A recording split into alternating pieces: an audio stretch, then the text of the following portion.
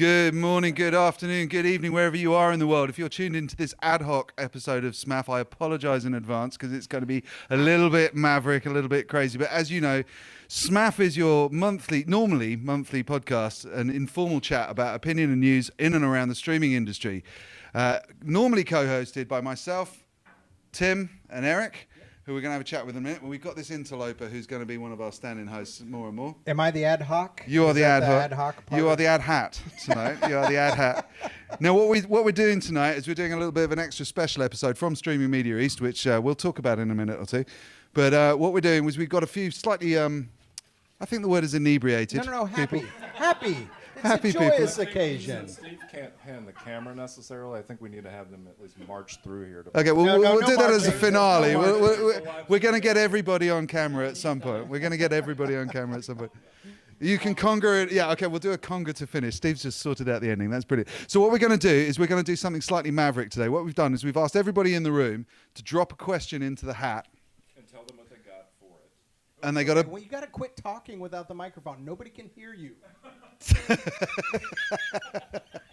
These are all professionals. here. Yeah. There we go. So what we're going to do is we're going to send Jose off. Jose's going to go off, and he's going to go and pick from the hecklers in and around the audience here. And by from the this way, I've massive live selected studio my crowd first we've got. heckler. You've selected your first Yes, heckler. my first Okay. heckler is going to be Adrian because he put his hands around his mouth and yelled at me. And here's the first question. Okay. So Adrian's going to come on over here. You can take your leave your lanyard on. I like it. It's a good look for you. It's fetching. It's a good look. The question is latency important? Okay, Go. cool. Go. And Tim, here's your mic for you to moderate. Is latency important? I have a theory, which is differential latency is important. Latency itself is not. So what actually the entire universe needs to do is to agree that everybody puts like 40 seconds of latency into their streams, and then it no longer becomes an issue. Genius. Yeah. So because at that point, it's differential latency is an issue, and what you have right now is a race to the bottom in terms of cost and complexity that doesn't really benefit anyone at all in the betting industry. But what does this do to Peter's analogy of the monkeys and the buckets from today? Does it mean the hole's not in the bottom? It's halfway up the side? It means, no, that the hole's at the top. At which point, because a at bucket. that point, Steve and I came from a financial software background, and again, with kind of commodity trading, the same is true. What you need is an even playing field, not a tiny playing field, but the differentiation is all based around tiny playing fields. So you want us to go to broadcasters and ask them to add 32 seconds? That's exactly what I think the market ought to do. It's not what the market will do. Don't get me wrong for 1 second. That's not what will happen, but that's what should happen. Well, it became clear today from Why does it matter for sports? People in the stadium, they can't hear you. Yeah, but they're in the stadium. They ain't watching the telly. a number of speakers today. That's true. Well, yeah, but Twitter would delay them all. You know, I really believed. I really believed in my heart that even in this crowd that it might take 20 or 30 minutes for it to devolve into chaos.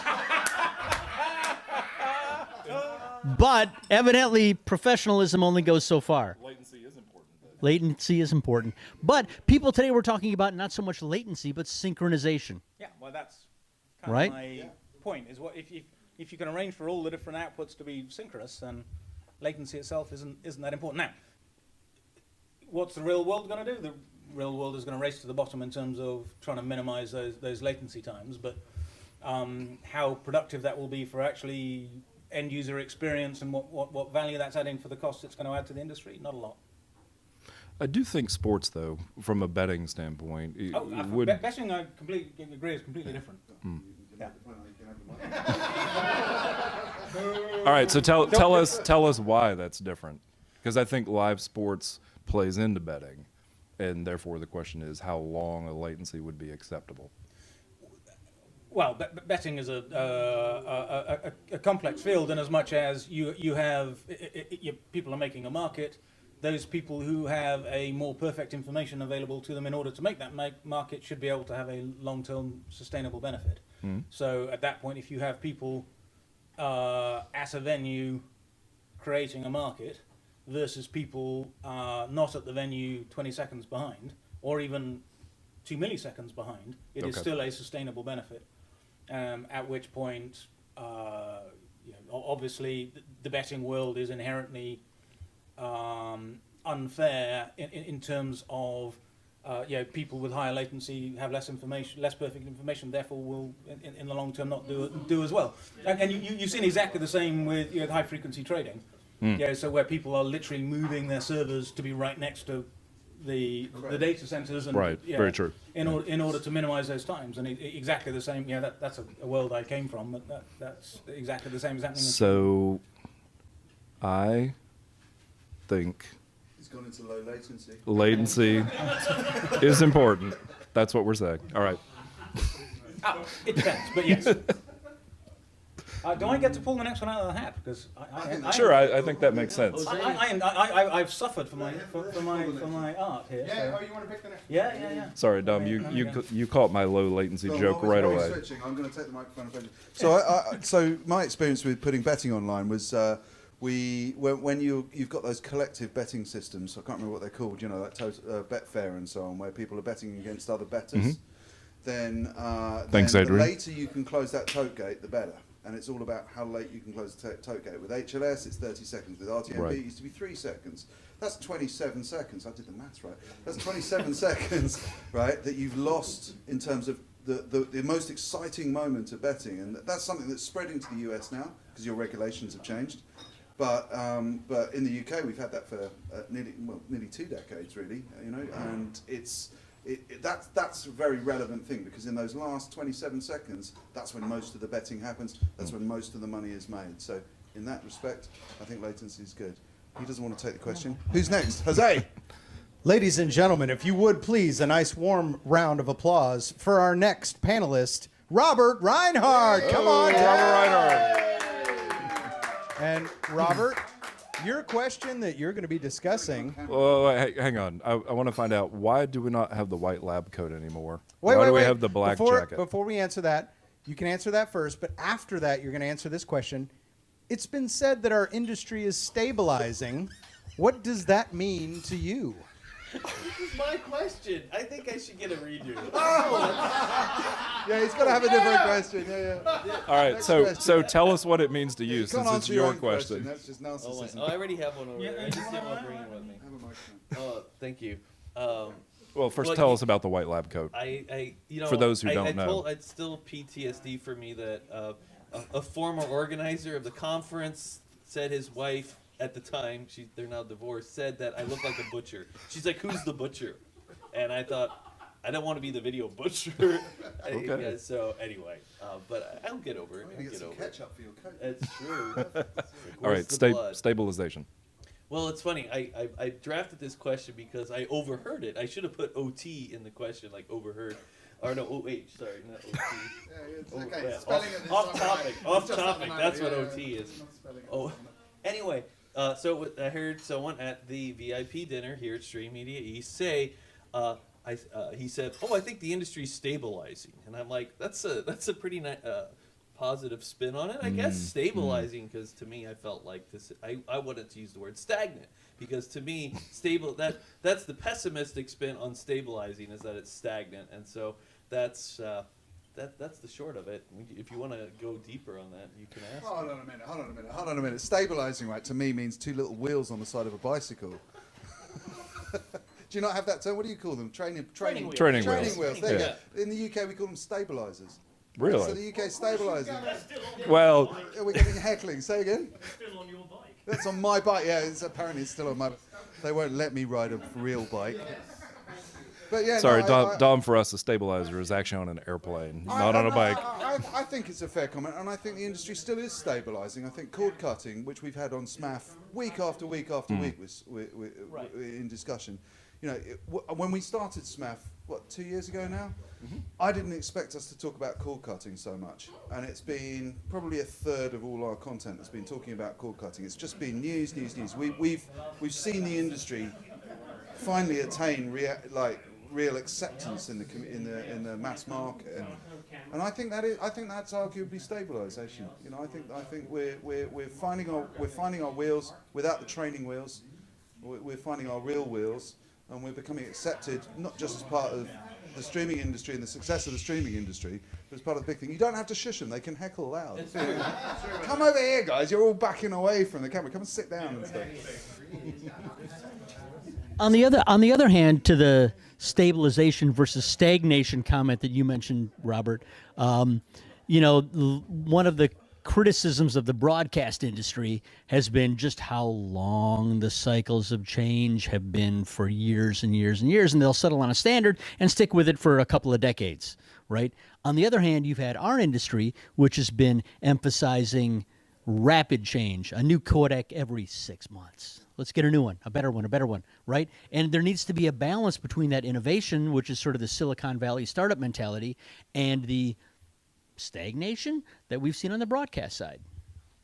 And I would add, I think one of the issues that we have to be careful of is as the industry consolidates, as companies buy other companies, acquisitions and mergers happen, that we don't contract. Because if we lose that innovation, if we lose that every 6 months, let's come up with a better way of doing things, then we really will actually stagnate. Right.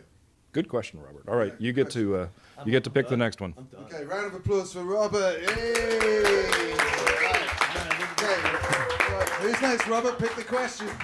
Give it to Jose. Do it in front of the camera. All right, back. Don't break my hat. It's my only one. Otherwise, I get. Oh, there's a good one. What is OTT? Who's gonna take this? Who's taking this? Pet subject. Go on. Who's up for that All one? right, yeah, we need to Go on, bring somebody Jose. in for that one. Is it Mark? You choose. You're the. Pete has been quite. Pete has been quite snippy over here with some of his comments, particularly talking about the different words that the British have. So, Pete, come on over here. So Jose, I want you to hear this when Pete comes and sits down. It turns out Pete spent 12 years in Atlanta, and his No company names mentioned, right? his boss happened to be a fine Southern lady who kept saying to him, "Bless your heart," which he thought was a really good thing. And he explained. Go ahead. It was a lovely compliment. I was like, "Oh, bless your heart." Exactly. So I used to say it to all my friends, and they're like, "You realise that's an insult?" And I didn't realise that was an insult. It was like, "Bless your heart." Exactly. You're really, really stupid. Pretty much. All right, OTT. OTT. What is OTT? Well, it stands for over the top, which I think you explained it better than I did, which was it's any service that doesn't live on net, but has become synonymous with video. It has become synonymous. Which is because And Dom also wants to define it as paid or not paid, correct? Because that was one of, or who controls the paywall? So you think back to AOL. yeah. Yeah, and AOL was all about walled garden, and that was names. that wall is what you're going over the top of. Yeah. And it's all about whether you're collecting revenue through your subscriber billing system or not. Yeah. So if you're collecting revenue through your credit card by paying Netflix or by paying Skype or by paying whoever, that's an OTT service because you're not paying your access provider, and therefore you're paying over the top of their wall. That's what OTT actually means, but it has admittedly, as Eric will probably tell me, it has become synonymous with. And Dom came up with this definition at Streaming Forum over about a day and a half, and it morphed consistently. So let's have Peter tell us what he thinks it is, and then Eric. Well, it's any services riding over the carrier or the last mile provider's network where they are literally just the pipe. They are not involved in the content. They're not involved in the transaction. They are being simply used. They've been disintermediated. And that's what the video providers were trying to do, is they tried to strike deals, they tried to come up with relationships. They couldn't do it. They said, well, we're just going to provide the service here, and you have to provide carriage. And so carriage without any compensation. So that's how it happened. I don't think it has anything to do with who's taking the payment. Heretic. I know. I mean, well, because, colloquially, The vernacular form. Colloquially. vernacularly, YouTube is OTT. YouTube is OTT. Free YouTube is OTT, not just YouTube TV. So, Okay. who said that? But the revenue comes from an advertiser, not from the subscriber revenue. Okay, all right. Jim, any thoughts? No, I mean, I think it's sort of the discussions we've had on cord cutting. I haven't expected to have this many discussions on OTT. I mean, I sort of thought it was settled a couple of years ago, but it seems like we've changed the definition of what OTT means. I think as a vanilla term outside of our industry, people know what OTT means. They understand it as They mean Hulu or Netflix. Netflix, Exactly, or right. They have a name for it. It's not. They don't probably call it OTT. Right.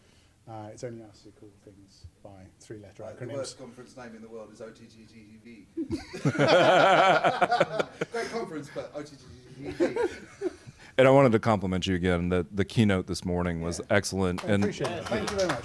And like I said, the fact that you were able to say to us, "This is not what I normally wear. I normally wear jeans and a t-shirt," just warmed my heart. And you stole the thunder from every other speaker today, I think.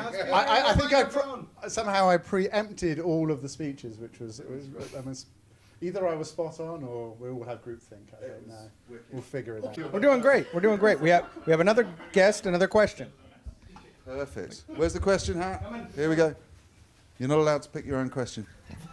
Mine already came out of the hat, so I'm good. Oh, nice. You can't give your company name, but what's your name? Richard. There we go.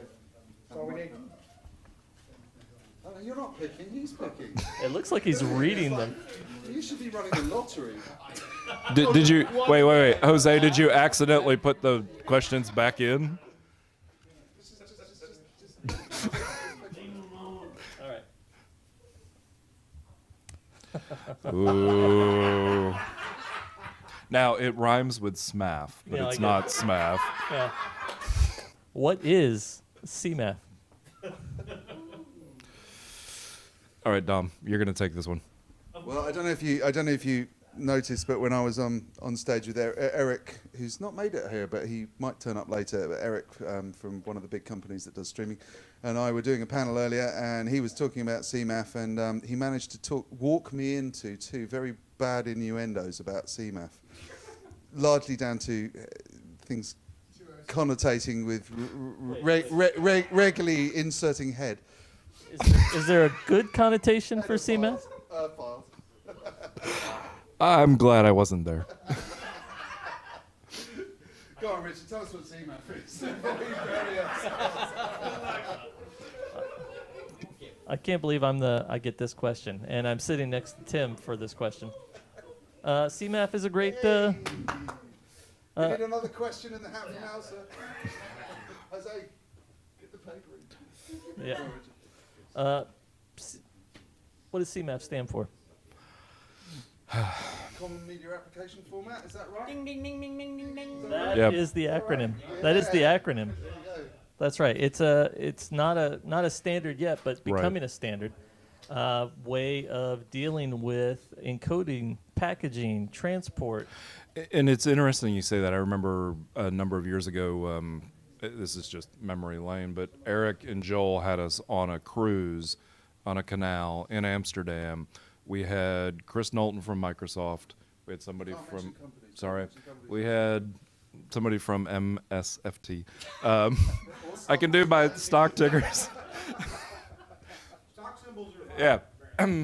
we had people from 3 of the major companies that were looking at different types of adaptive HTTP streaming, and it turned out they all had commonality in them. And in fact, I got asked to write a white paper, which was a white paper for 2 of the major companies in that industry, looking at fragmented MP4, looking at segmentation and that kind of thing. This is one of those areas that I hope does become a standard, because in the innovation part of it has been done. We had 3 companies who tried it, kind of get the best of all worlds, and now we're at a point where we really need to use this. I really need to talk to Tim offline after this is over. I can have Joel I'm come. not disagreeing with you. I just want to add additional data for Okay. you. Without saying company names? Without saying a company name. Okay. All right. Awesome. So I think CMAF is an important step in the industry. I think that's a good answer. That's a good answer. All right. You get to pick the next question, and we hand it off to somebody. Where's the hat? Okay, we have the next question. Thank you. Oh, you're welcome. And I'll look forward to talking. Here we go. We need a drum roll. can do it on the microphone like that and hurt Steve's ears. I'm not putting that one. Massive shout out to Steve for doing the streaming tonight. Despite Yeah, being thank you, hideously Steve. ill. Hey! You want me to read it? Okay, yeah, we're going to go. No, yeah. Next person. We're going to do the questions. I don't know. I think the next person in the seat reads the question. Yeah, really. Come on. All right, Mark, come on down. All right, Mark. My second wife. Your work wife. Your work Before he wife. comes on stage, this next guest is like my second wife. I see this man during conference season more often than I see my wife, honestly. And today, I don't know how he got away with it, but normally it's like the whole conference is a conversation between me and Mark with other people interjecting. And today, he got away with a whole day without raising your hand once. So you're on the spot. You got all the now. credit. Read the question and then answer it. What are the better Features. features Yes, what are the better features over SRT in older proprietary protocols? Oh, cool. Like 60. So let's do that again. What are the better Well, the first one is features open source. over SRT, over older Simple. proprietary protocols? Open source. It's open source? Well, yeah, it's open source standard. So wouldn't you consider RTMP well, open source these days? SRT. It's about SRT. It's the only room in the world where you can make that comment and people All right. laugh. So let's first of all define SRT, what it is. Go ahead. I don't know what it stands for. I don't know what it Does stands anyone for know either, what but SRT stands for? Secure, reliable transport.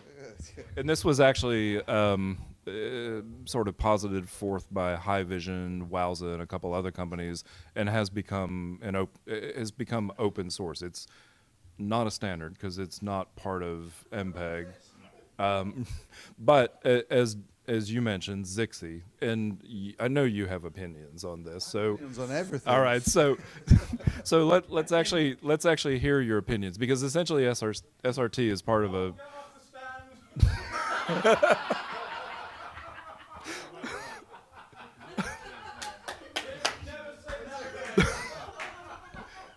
Go on, Joel, take my place. What did I say? Go on. SRT, Zixi. Yeah, so forward error correction. I mean, ultimately, I know you have opinions on sort of ways to do forward error correction, and Adrian heckled from the back, and Adrian has opinions on a number of these things too. But essentially, I mean, so the question is valid.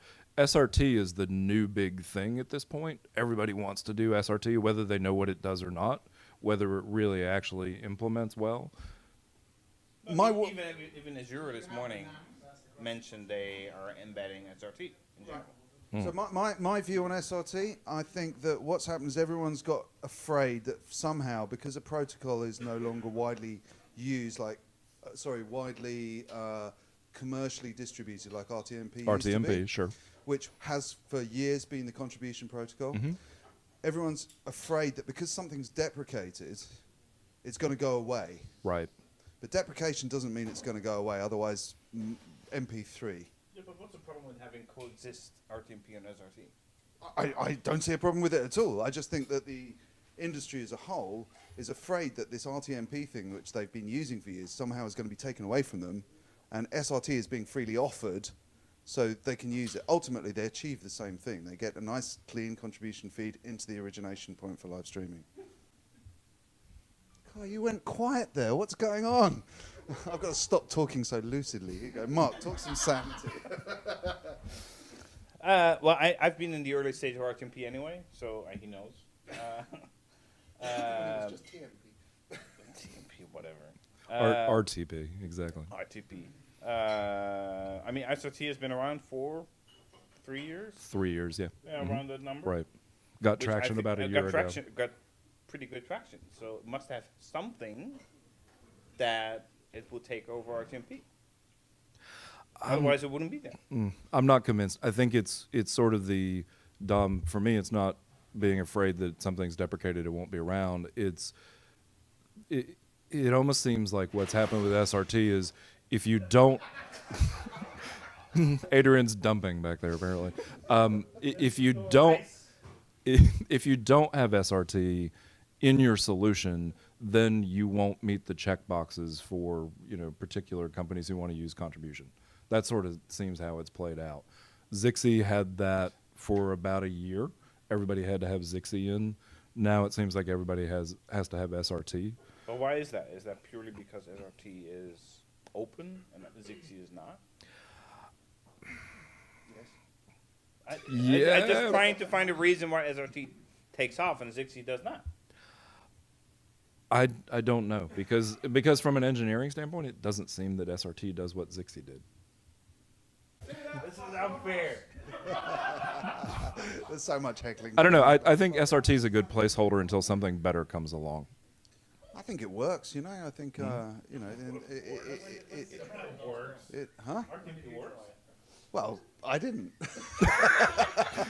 I still use RTMP. That's how we're streaming this. It works perfectly fine. Exactly. When that gets deprecated, then we'll start to Right. use SRT. And actually, the app we're using to stream today will have SRT next month, apparently. Oh, so very good. there you go. All right, well, It's- we'll get a it's chance to you try it out for advertising. SMAF then. You can do 1 month SRT, next month RTMP, see what happens. We did get offered an awful lot of technologies to do. Strangely, given who we are, what we do, we've been offered an awful lot of free streaming technologies to do SMAF with. The problem is, if every single week we have to change how we do it, I'm going to get confused. The end users are going to get confused, and it's it's. And one of the things I can say, Dom, I've been really impressed with the free system that you kludged together up until this last month has worked absolutely perfectly. We did have a little breakdown last Thursday. But for that's the a year first time and a after half of completely 2 years, free yeah. that's worked beautifully. Exactly, and I think on the nines, what's one 12-minute outage over 3 years, Steve? Come on, do the nines. It's a 5 nines. Is that 5 nines? Great. 9s. We're still carrier grade. SMAF is Exactly. carrier grade. Yeah. Cool. Right, let's have the next guest. All right, yeah. All right, thank you, Mark.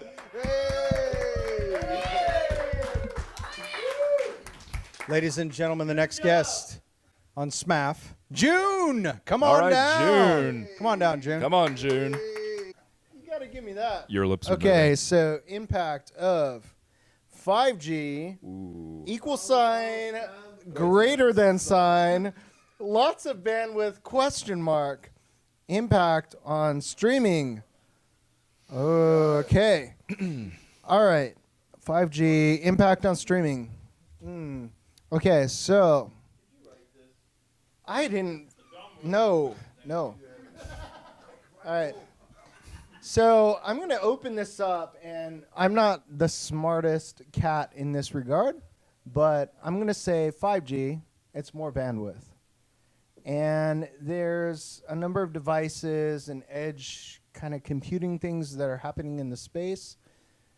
What I'm going to say is 5G means, yes, that's one thing. In the way that I feel that AT&T recently was like kind of slapped on the hand because of 5G. But, you know, when all is said and done, what we're talking about is more bandwidth to do more things at the edge. We still have a number of subscribers that are contesting for this bandwidth. But in general, hopefully our cell phones will load a web page faster. Hopefully. That's 5G, right? That seems considerably less compelling than what we're being told is coming from 5G. The voice of reason has come in. The voice of reason. Okay, so I threw out there today at the CDS event that I think 5G is a bit of a meh for the streaming industry. Like, at the end of the day, it's a layer 2 technology. It still gets IP through. Right? And the problem is it's going to bring increased bandwidth in areas which have got good bandwidth anyway, and it's going to take decades to get 5G out into the rural areas. I personally would rather the telcos spent their money getting 3G and 4G right out deep into the edge networks and grow the audience. Can I add to that? So we're in New York City right now. I'll tell you that much. So I come from Denver, Colorado. I land in New York City. The first thing I do is I open my phone, take it out of airplane mode, go to check in, LGA. I look at my phone. I got 1 bar of LTE. Mm-hmm. I'd much rather, as you said, have better infrastructure throughout than this 5G kind of unicorn when it comes to bandwidth. I'll give you one worse. I actually flew into JFK yesterday morning. Sitting on the plane at JFK before I got off, I had no bars. I had no service because of the fact that, first of all, you're in a Faraday cage in a tube, but secondly, apparently there was really bad connectivity out there. So the way 5G is panning out, right? You've got 5G deployments in metro zones where they've got dark fiber running into the house. You know, they've got abundance of network capacity, and they're going to increase that for the people who live in those metro zones. And then you've got the other 80% of the populace who haven't got any signal. And that's surely the market that we want to hit. Why increase this oversell of speed? At the end of the day, okay, who here? You're all selling 8K and 5G and all these buzzword services, okay? But who here actually needs a 40? What was the bit rate, Peter? 54, 45 megabits? 40 megabits for 8K to the. Who needs that to their phone? What are you doing with your damn phone to need that much speed? Every 8K television, like Huawei's that was released last week, and they've sold one to the demonstrator at IBC. So, in this regard, with more ubiquitous coverage, things that are more compelling to me is when they're talking about launching a bunch of satellites around the Earth to cause a more penetrative coverage across a global scheme. All right, you just used 3 $5 words. Jose's collecting sponsorship. Penetrative was actually the, Penetrative, compelling, ubiquitous. and satellite. All right, long story Keep short, it to 2 syllables for Jose. Satellites launched into the atmosphere, and we have more coverage across the globe versus 40 megabits per second. So here's an interesting thing. About 3 weeks ago, there was a report that came out that said that the increase in 5G coverage actually may skew meteorology reports because of the fact that the more microwave that actually is added within the terrestrial sphere, water vapor that they use to figure out water vapor signals for what's going to happen in the weather. So it's fascinating that there's some fear, uncertainty, and doubt out there about 5G that's kicking in. You need to ask Eric about the article, the View from the Edge article I sent to him, which is the second article in 18 years that you've not put out. He's only done one for me that he hasn't put out. 2 for me. I'm out doing you there, Tim. But I wrote you a View from the Edge, and you went, I can't do that one. Well, I believe it involved wire mesh underwear. Basically. And that's kind of where I drew the line as an editor. I've got a friend that will be known to What was? I was going to ask, was it him? It was him. I've got a friend who is known to some of you who is Mr. Tinfoil Helmet. He's into his conspiracy theories, and he's done his research, right? And in the BRIC countries, outside of the US and European countries, there is a wildfire of conspiracy theory that the high energy involved in 5G is actually causing, on the second generation of reproduction, mass infertility. Long time. So go and check that out online, and you'll be really surprised. But the high energy input, right? So Dom, bear in mind, the article I wrote for Eric was that streaming people who are using 5G right. So microphones are much more likely to be impotent. So you're saying in June's words, high frequency, low penetrativeness. Jose, next question. Jose, next question. Yep, June, thank you so much. Just walked in and Yeah, come on. He hasn't even written the question. That's all right. Come on, have a seat. You know what? You pick it for him. Go ahead.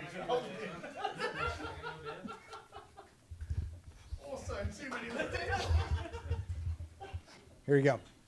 All right, so this one's from June. Thanks, dude. SRT, WebRTC, SMAF, CBC, etc. Which acronyms will still be a thing in 2023?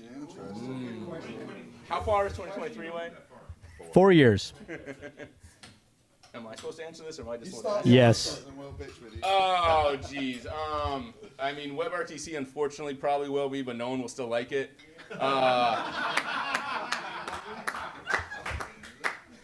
Oh, well, hi there.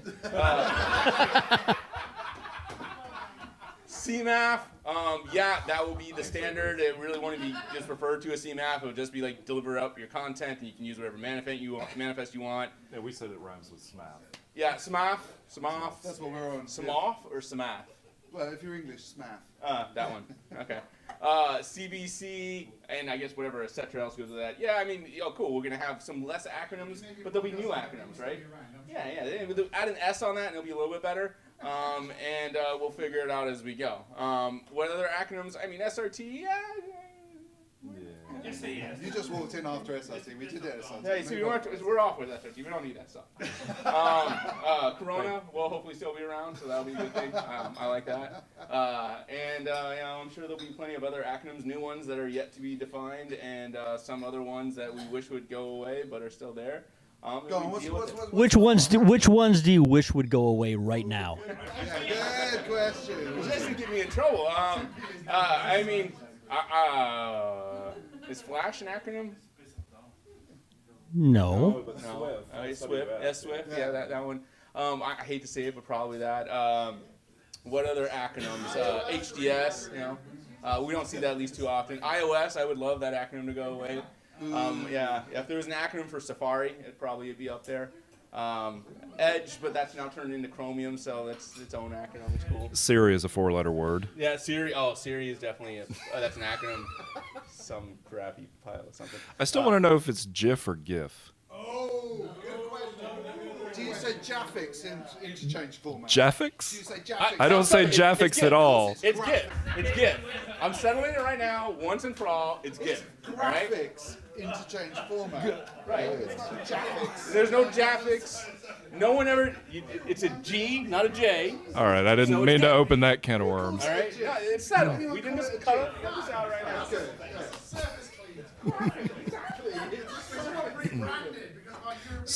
So what's TRM is another acronym.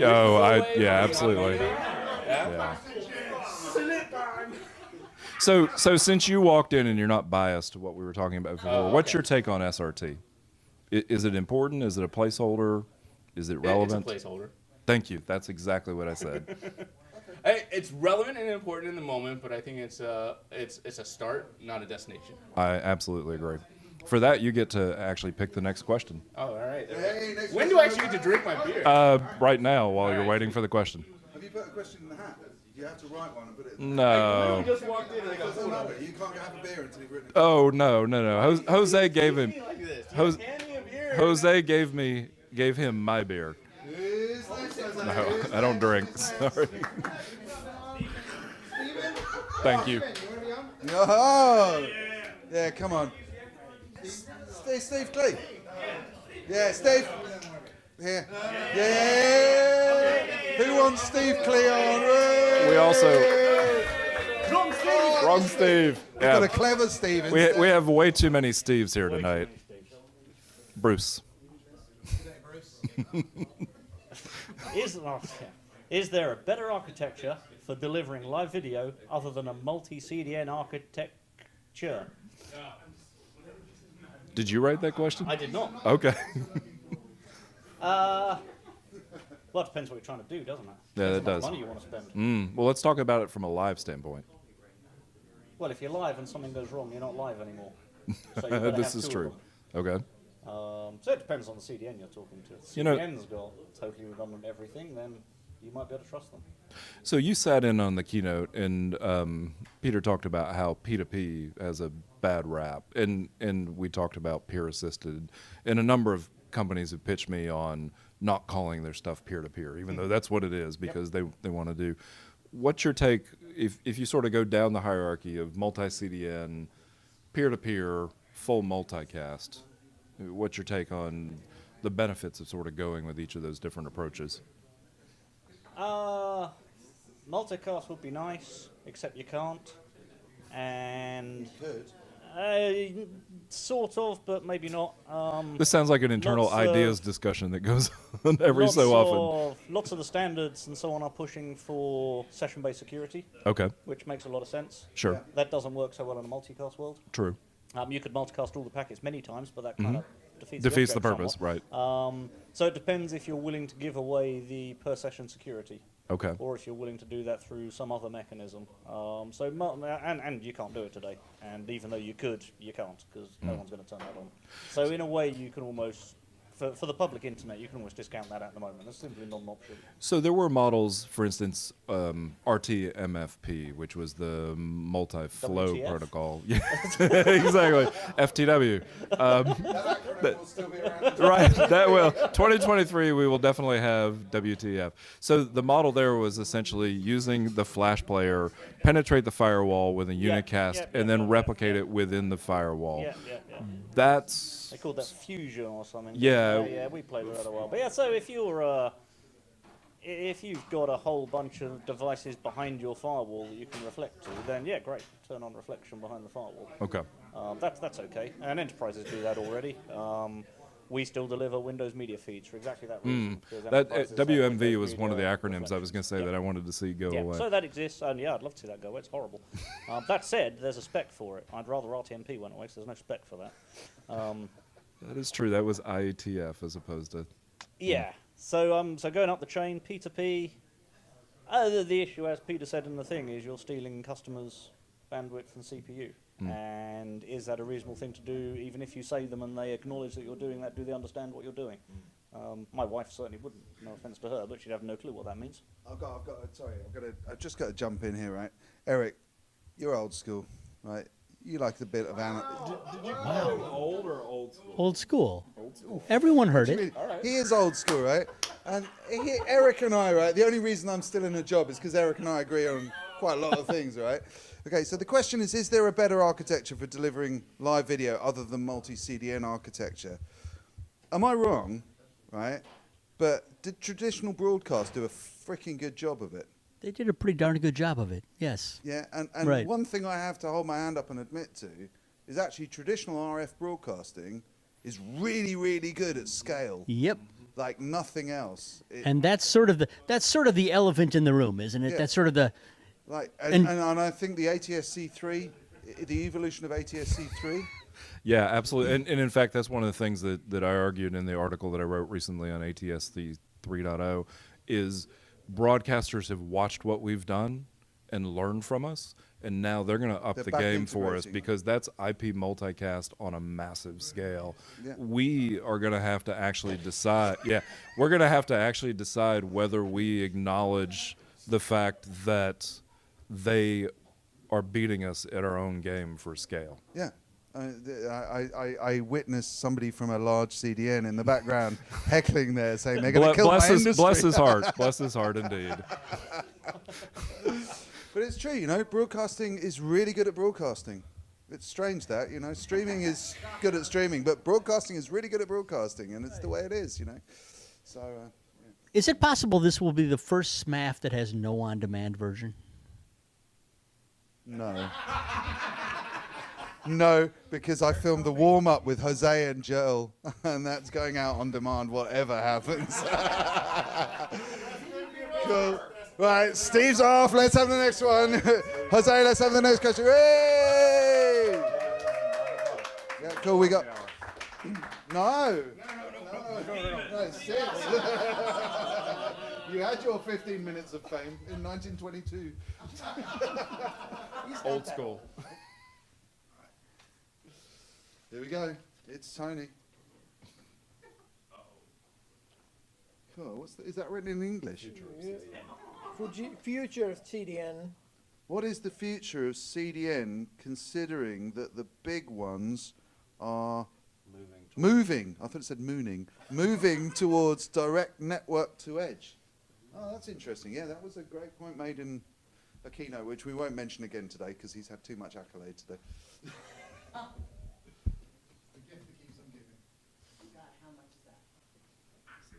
Actually, no, I see the question. What do you think?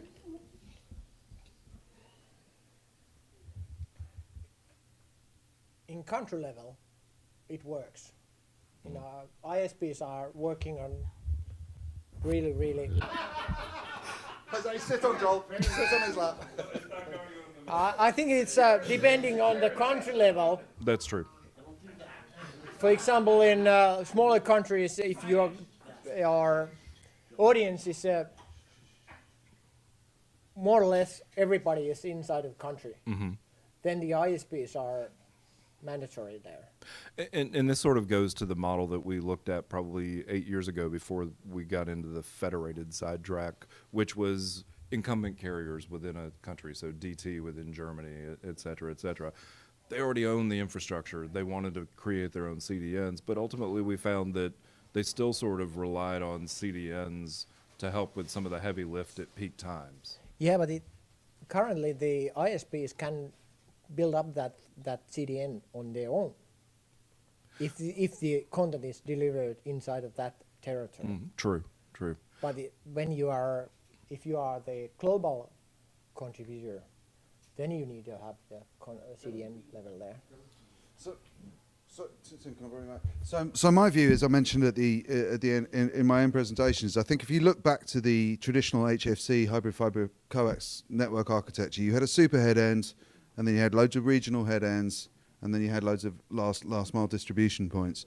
And I honestly think that the end sort of play out of the current CDN evolution is you've got the pure plays will become like the super head ends. So they'll acquire the source signal and they will get it out to the access networks. And then the access networks, the PTTs, actually can offer QoS, can offer all sorts of different levels of IP multicast, all sorts of different levels of service in those access networks, which the pure plays can't get access to without partnering with the PTTs and the local last mile networks anyway. Yeah, but so the comment from the hecklers was it depends on the rights, but that's interesting because the PTTs are already have organically evolved to sit in the territories where rights have emerged anyway. So a rights negotiator is normally negotiating rights for a physical territory, and PTTs are providing access in a physical territory anyway. So in some ways, I can see that the old school, I'm going to name them, the Akamai's, Limelights, Fasties, those big CDNs, they're going to be a great way for the Disneys and the studios to hand their content off onto all those regional networks with one contract. But then the regional distributors will do the last mile access because they can manage QoS, they can manage all those other value propositions, they can even do the billing. Yeah, but there's also the content rights holders want to sell that same content for the ISPs that have their own OTT service. Then there are the services that want to sell the same content again and again. Yeah. And that's a problem. So that sort of begs a question about federated licensing models as well. And I think, one of the things we find in the industry is when we vacillate back and forth on content is king versus we have to build out infrastructure. If we think that the broadcast industry lags by years and years, the licensing model industry lags so much more. And it seems like that's a big thing that holds us back. Technically, we can solve the problems. Yeah, licensing becomes a really big issue. Yeah, it would be really much.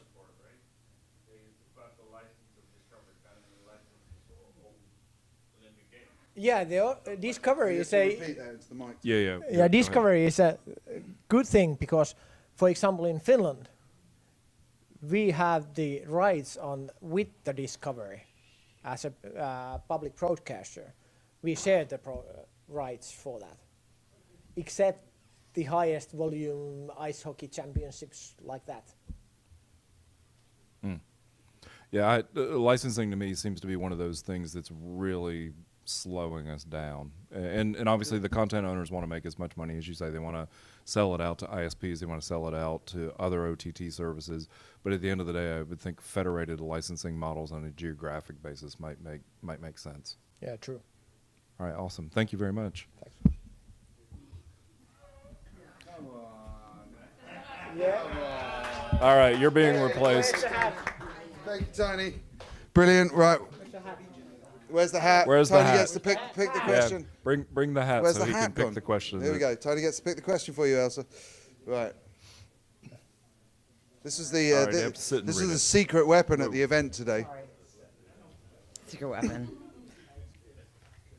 It's like the spy. Okay, what's the question? The spy that hasn't left yet. Okay.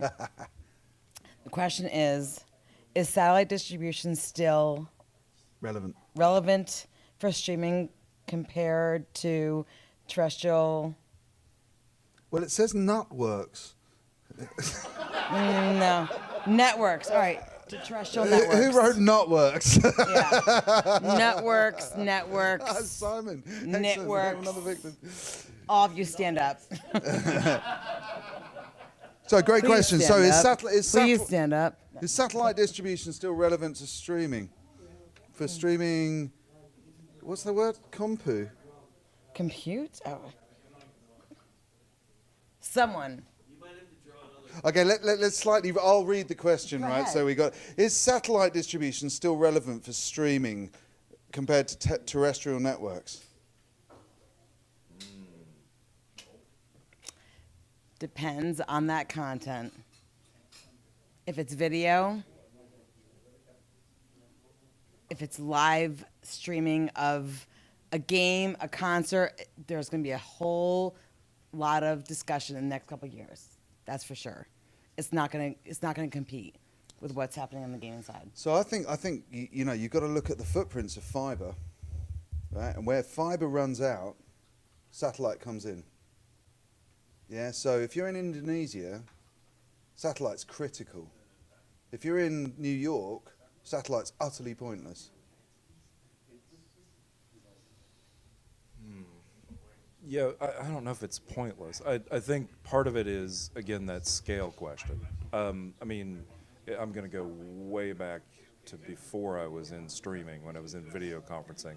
When we looked at trying to do, say, all hands meetings for large companies that I can't say the names of, not just because I'm here, but because of NDAs, we would use satellite to get the broadcast out if it was more than 75 locations that needed to receive the signal at a given time.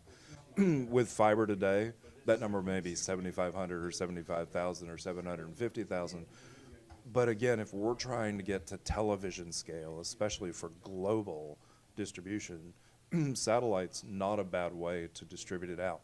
If we used Adrian's model of delaying everything to a synchronous point that was 30 seconds down, then satellite doesn't, there's no disadvantage to putting it up to the bird and pushing it out that way. So I think you're right. It's content, and it's also, to me, scalability. Cool. Okay, next question. Joe, well done. You survived your baptism of fire. You didn't want to be on air, but you got it. By the way, this lady gave one of the best sessions today. Sorry, Peter, but You're so kind. Right on the money. I am loving this panel today. Robert wants to ask a follow-up. Come on. I did not pay him, by the way. You can't go quite yet. Jose, get the next one lined up. We got Robert. Robert's taking the hot seat for a minute. I'm just curious, given that satellite was in the discussion. Recently, I was on an Alaska Air flight, and it said that some of their new planes are offering satellite internet where they will allow you to access streaming services. I'm just curious how that's going to change air travel. Like, well, are there people who don't go on a plane because I'm going to miss the game? And now they could live stream in a plane. You've never been able to watch live TV on a plane, at least as far as I know. And so JetBlue's done that for the last 7 years. Oh, that's right. They have cable. Sorry. I take that back. I know you don't fly much in the States, but they have cable. Oh, they have cable on a plane. and I fly Norwegian quite a bit, and Norwegian has live. Now, I'm going to say something. I love Norwegian's Dreamliner's long hauls. I made the mistake of paying the $49 fee to fly from Gatwick to Barcelona. Horrible airplane, horrible service. So I love Norwegian internationally, but not domestically within Europe. Unplug. Go, Jose. Who's next? Elsa, thank you very much. Brilliant. Who's next? Next up on the show, ladies and gentlemen, please a nice round of applause for Simon. Come on down. It's okay. We're still live. As Michelle said, is there any tape around? Because apparently we need to make it safer. Right, stick your hand up if you haven't been on yet. Who's not been on? Simon's on. We got 1, 2. Simon's here. Cool. Simon's made it. Come on, Eric. Simon, you get to slide to the middle seat. Yeah, no, this is the hot seat. This is the No hot seat. escape You see, you block out the building, and then we get Central Park over Tim's head. You see. Oh, is this a random How are you, dude? You're right. Really good. Am I really the only female here?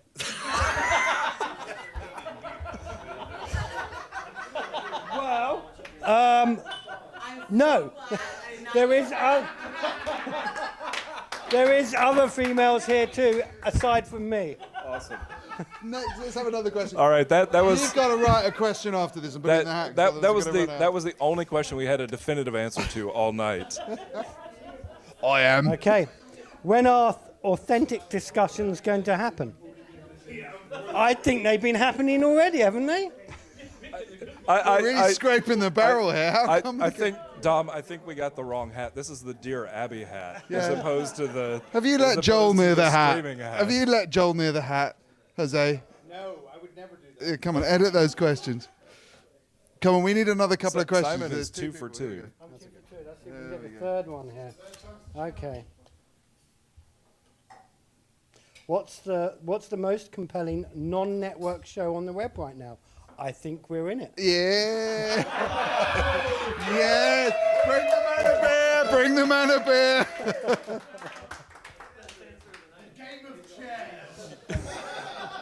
Okay, let's get a conversation flowing on this one, though. For me, the big groundbreaker in the last couple of years has been Bandersnatch, right? Bandersnatch was promoted well. It changed. It was, for me, technically it was predicated on HLS. It was on manifest shifting, easy to do from a video engineering point of view.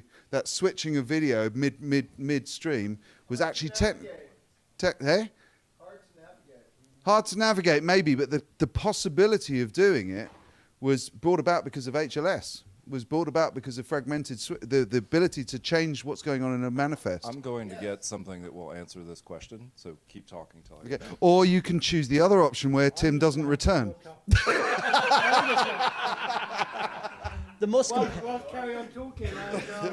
Simon's just going to check his emails, but go on, the Eric. most compelling piece of non-on-net or non-network content?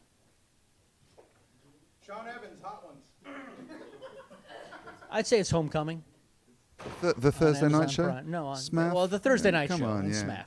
No, I mean, you know, it's you mentioned Bandersnatch, and I will put in a plug because someone should plug something here tonight. Netflix will be closing Streaming Media East on Wednesday with a discussion about how Bandersnatch was done, and Bandersnatch was not the first Choose Your Own Adventure video. It was the third one on Netflix. They had some children's shows before then. Oh, really? Bear Grylls as well, wasn't it? Choose your own path, destination. Have you seen that? No. I thought Bear Grylls was all about cull your own seal or something. You can send him down different paths. That sounds good. Compelling viewing. So go on. No, but Homecoming has got nothing that's technically interesting about it. Nothing. But it's great content. Okay. Homecoming is a great story. And, I mean, ultimately, Bandersnatch wouldn't matter. The HLS chunking wouldn't matter if it wasn't in the service of a good story. Yeah, sure. I like Diane's point earlier on about this idea of using that type of switching to change things like product placement. Much simpler than the whole storyline, but the idea that, you know, somebody might be watching the stream, but depending on a geolocation, instead of a bottle of Sprite on the table, it's a bottle of Diet Coke or it's a bottle of Pepsi or whatever. I think that's thinking smart, you know. Now, how much latency is there in Tim returning with what will supposedly be the definitive answer to this question? Tim's taken the wrong door. He's now in front of two wizards with a staff who are trying to. We can choose for him which door he's going to go through. Okay, which door is Tim going to go through, everyone? Okay, any shouts from the audience? Any shouts from the audience? Have you guys? Yeah. What? Okay. Well, the question was, what are the other two One of them adventures was on Netflix? called Minecraft Adventure, which first started as an iPad and tablet piece of content, and I don't remember what the other one was. I think it Do you know? might be Bear Grylls. Okay. All right. Minecraft Adventure. Every single version of that. I played it endlessly. Yeah, Well, no, because you know, people are kind of making fun of Minecraft Adventure as if it's, and it is. It's based on a game that's targeted at kids and adolescents, but it was done really smartly with people like Patton Oswalt doing the voices, It was really a great combination of great content and good technology behind it that made it all work. And it's just evolving into chaos all around me here. So rather than offering the second choose your June. own adventure, all right, you have to come in the middle here. Okay, cool. We got. All right, so it's not that Bandersnatch was not immersive. I tried all these different options, but rather than offering the second choose your own adventure, what I'm going to ask you, Dom, is what about HLS streaming with Netflix offered this ability to take a piece of video and cut it up in a very, very like, I can go this way, I can go that way, I can continue, I can go back. Manifest manipulation. The fact that all you've got to do is publish a different manifest, which is a very lightweight thing to distribute, which allows you to change a bit rate, change codec, or change direction in a story. So, and it's just a tiny, tiny piece of metadata, but when you get to the end of that fragment, which is why you get your 10-second delay, one chunk, you can change direction. So it was the advent of fragmented MP4, fragmented distribution, that enabled this to become part of a continuous storytelling process within video. And quite frankly, I was trying to figure out every single option, and sometimes you would die. Right. And then Choose it a would different say, manifest. try it again. You just need to I'm choose going a to different- choose a different manifest. You choose a different manifest next time. You go down a different path. Oh. Huh? Could have done that with RTMP without a problem. Difficult to jump storyline in mid-RTMP session without rebuffering. Okay, the techies are tearing me apart here. I'm dead. That's time it. to We're wrap, over. actually. Right. Okay, so I have to say one thing before we wrap. I have to say a massive shout out to the original. I have to say one thing before Tim comes in and says something. But I have to say a Tim massive. has returned from his choose your own adventure. Hold on. Right, there's chaos going on in front of the camera. Get it, come on. So just hold on, Tim. Hold on, Tim. Tim, before we go, right, I have to say a massive thing, right? I'd like to say a huge thank you to all the streaming media crew, both ITI and Eric and Jose and Joel, wherever he's gone. Is he behind the sofa somewhere? I don't know, right? But everybody who's involved in streaming media, I have to say thank you. You've run a great conference for years. And once again, we're Steve, for back shooting again. this. Steve, turn the camera around. All right. So Dom, Michelle and I have a gift for you. Oh no. And it happens to tie into the thing that we know that you binge watch on. No, you might be able to. No,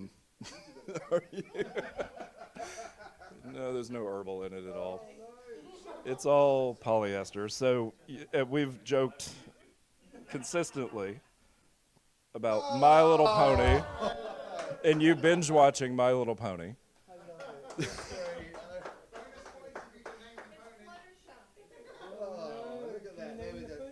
Yes, you can name the pony. I can't name the pony. Simon's gonna. Can you ride the pony? That's the question.